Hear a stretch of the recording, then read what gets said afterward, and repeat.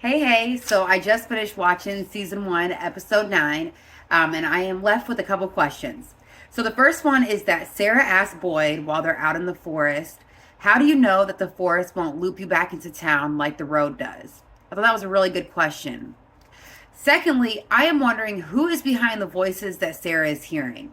It's odd that they are able to forewarn her about things that no one else knows.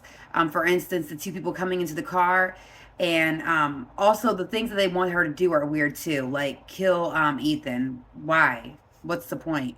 The only thing that I can think of is that he is able to communicate with the good forces of the town. So she wants to stop that, or the voices want to stop that because they're the bad voices. So in this episode, Jim and Jade start to build the tower for the antenna on top of Colony House. They're having a hard time finding power for the antenna. They do have batteries from the cars that were previously left, but I think that they need more power than that. So by the end of the episode, though, Jade does think that he has a solution in order for the power. Next, Tabitha is in the basement digging. She's trying to figure out where the electricity comes from. And so she has been digging in her basement the last couple of episodes. And the kids have actually helped her with this. So Ethan and Julie are both down there helping her too. Now, Boyd and Sarah are in the forest. Boyd is going out because he's trying to figure out answers and he thinks that they may be in the forest.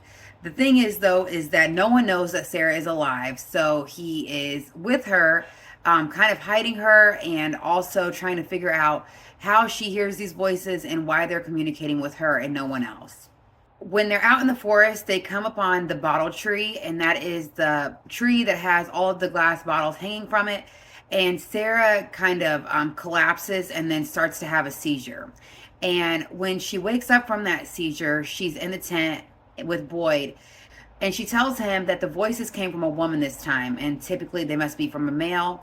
And she said that the voice said that she was wrong. And then she also said, tell Mr. Fish and Loaves that she was wrong. And the weird thing about that is that the only person that we saw who knew that nickname of Boyd, which is Mr. Fish and Loaves, was his wife.